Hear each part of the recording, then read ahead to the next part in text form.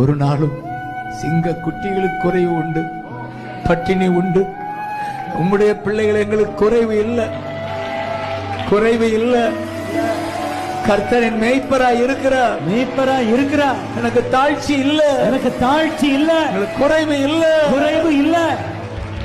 நன்றியப்பா, complete it, thank you அப்பான்னு சொல்லுங்க. அப்பதான் சொல்றாரு, அற்பமான ஆரம்பத்தின் நாளை யார் அசட்ட பண்ணுவான்? என் பிள்ளைங்களை யார் அசட்ட பண்ணுவான்? சின்ன பையங்க, வாலிப பையங்க யார் அசட்ட பண்ணுவான்? Who can? அதான் அர்த்தம். Who can? யார் என் பிள்ளைகளை அசட்ட பண்ணுவாங்க?